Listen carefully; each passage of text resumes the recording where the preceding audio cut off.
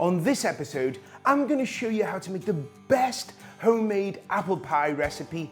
It's rich and delicious. I'll share tips on the best apples for apple pie, and I'll share a few special ingredients that give this apple pie a real flavor boost.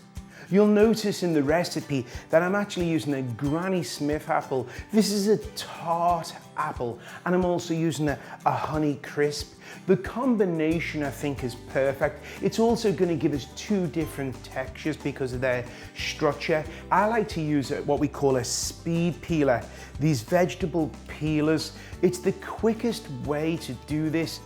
I'm going to place a bowl underneath me so this bowl can catch the trimmings so the board's not getting dirty. So notice the way I'm just coming over the top of the apple and I'm just rotating it. When it comes to the top, I'm just going to come across the apple, just coming across, and the bottom. Now you don't need an apple corer for this recipe. The easiest way to do this is make sure it's laid flat. The core is in the center. So what we want to do is take the knife and cut a slice. You can see with this slice, we've got none of the seeds in there. And then we're going to turn it onto its side so it doesn't wobble about. Just cutting down and cutting, and we're just turning it around each time. When it comes to slicing, you don't want them too thick because you want the apples to cook. So what I like to do is about 1/4 of an inch to 1/3 of an inch, and you can see the thickness. This is perfect for the apple pie. If it's too thin, it's going to go into mush. It'll give you a big bowl of apples, which looks like a lot, but remember, they've got a lot of water content. By the time we start cooking these, they're going to lose some of that water content, which we're going to make a beautiful sauce with. You should end up with about 5 quarts of apples, which is about 20 cups, but it's hard to measure slices, but you can see that big bowl of apples is glorious. A lot of stores charge you for cinnamon sugar, and it's very easy to make. I would always say 1 teaspoon of cinnamon per 1 cup. So we've got 2 cups of sugar in the recipe today. So I'm going to add some cinnamon to it. And this is how easy it is to make cinnamon sugar. When it comes to cooking the apples, we want to cook them low and slow. Now you'll notice I'm using 3 sticks of butter here. It sounds like it's a lot, but remember, we're going to be making this lovely sauce for the apples. And now I'm going to add the apples on top. So remember, if you can, cook them just over a low, medium heat. That way the apples will retain the pectin, and that will keep their structure, and it's going to help them set inside the pie. So the apples are in there, and what I'm going to do now is add that cinnamon sugar. Remember, we placed 2 tablespoons to one side. So I'm adding the cinnamon sugar to the apples, and this will just mix in as it's cooking.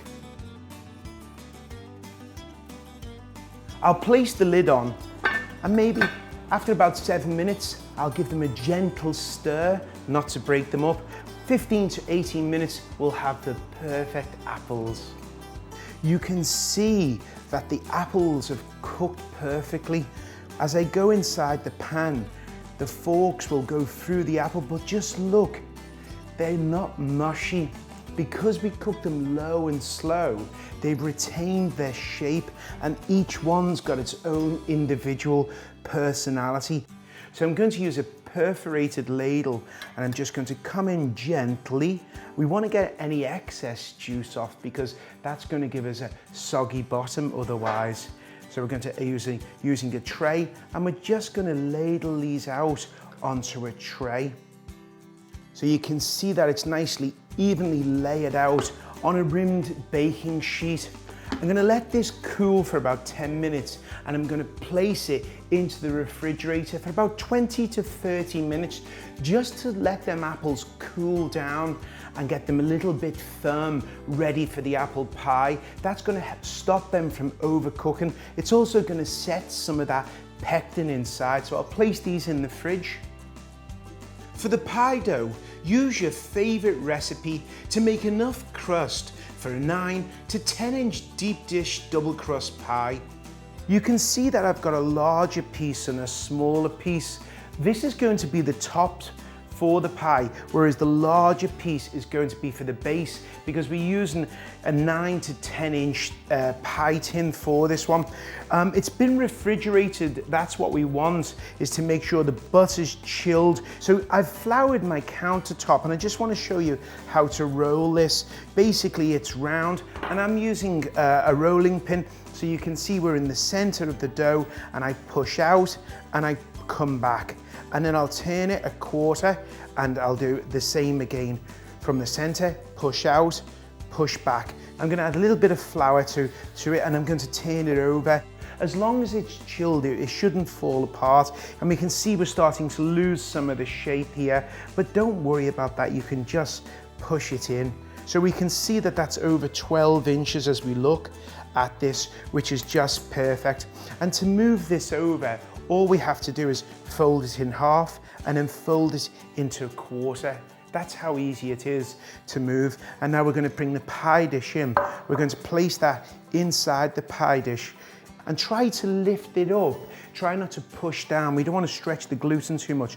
So just try to lift it up, and making sure it's tightly into those corners, and making sure we've got some overhang. We are going to trim the pie. And as you look inside, you can see some pieces of butter. That's what you want. Those pieces of butter in the hot heat, they're going to steam, and that's going to give us this flaky pie crust that's absolutely delicious. Now that we've done the actual pie crust, the base of it, let's just do the top. So we know that we need at least 11 inches for this one. Same process, just adding some flour to it, and then we're just going from the center out and back, and we can see it out and back. If you find that it's sticking, just turn it over and flour, turning it around from the center to the back. And we're looking for about 1/3 of an inch for the pie crust. What I want to do now is just chill this pie crust, just to allow the gluten to rest, and that way we're not going to have too much shrink back, because quite often if we've worked gluten, the pie will have a tendency to shrink back. So I'm going to take the pie crust, take the pie and just pop it in the fridge for 20 minutes, and then we'll finish it and finish it off. Everything's chilled. However, one of the tips to prevent a soggy bottom in an apple pie is preheating an oven tray. I've got an oven tray. I've placed the rack at the bottom of the oven. That way, the heat is going to heat up the bottom. The tray is going to get hot, and it will prevent us from having a soggy bottom. When the pie goes on there, that residual heat from here is going to help set the bottom of the apple pie. So I'm going to place this in the oven. I'm just checking the pie dough. I can see that it's nicely in all of the corners in the dough. And now what I want to do is just using my hands are clean, is just add the apples to the pie. Just look at the stack of that apples. You know this is going to be wonderful when it comes out. I like to just compact them slightly. So we're just taking the apples and we're giving it that dome shape. And just by compacting them like this, it helps it get into position, because sometimes when we don't compact them, we cook the apple pie and they deflate and you end up with this hollow section. Now what we want to do is take the crust, just going to fold it into quarters to move it over, point it into the center, and we're just going to place the crust on top, just placing the crust and then just pulling it out slightly just to make sure. And then what I want to do with the crust is just using my hands, I want to cover that dome. So you can see I'm just cusping around it, but I'm pressing in to get that beautiful shape. For the edges, I'm just going to press them together, just making sure that they're nicely sealed. Usually what I'll do is let my finger be the guide, and I'll just come around, and about 3/4 of an inch we want to come off this. What we want to do is take the crust and just fold it over itself, and you can see how it's starting to make this lovely crust. Basically, you could serve it rustic like this, or what you could do is take your finger and your thumb and just press in to make a crimp shape. and it's quite appealing to the eye when you do it, and it's not hard to do. We're going to pop it into the refrigerator just to chill that dough a little bit more. It's important that the pie has some breathing holes, and what I like to do in the center of the pie is just using the point of the knife is just go around and twirl it to make a hole. Just twirling it to make a breathing hole for it. And then what I like to also do is do some slashes. I've taken the egg and I've whisked it, and now we're just going to add some egg wash. So basically what we're looking for is just a small amount of egg. This is going to help it brown. One of the questions we often get is how to prevent it from burning. There are two ways to help prevent that. They sell these pie shields, but one of the ways, if you're baking it in the oven, make sure it's always on that bottom shelf. If you find that the edges are browning too quickly, just take a piece of foil and just crimp it around where the browning is. And make sure, if you notice that it's browning on one side of the oven, that means it's uneven cooking. Turn the pie towards there and add some foil. Now that this has got its egg wash on, we're going to take some of that cinnamon sugar, which we reserved, and we're going to give it a nice coating. And this is going to add a good color to it and a little bit of that cinnamon sweetness to it. All that's left to do now is to get the hot tray out the oven and place this on. It's been in there for about 20 minutes. Now I'm going to place the pie on the tray. We're going to place this in the oven, and then we're going to take a look at it at about 30 minutes. Doesn't need rotating. So off to the oven she goes. Depending on your oven, it may take from 45 minutes to an hour to finish the pie. Now you'll get to choose how golden you want it. For me, this is the perfect color, but you can see that crust is beautiful. The top has a nice color to it. What we want to do now is let this set for about an hour and a half. It needs 90 minutes for all of that juice in the apples to set. If you cut it open now, that will just fall apart.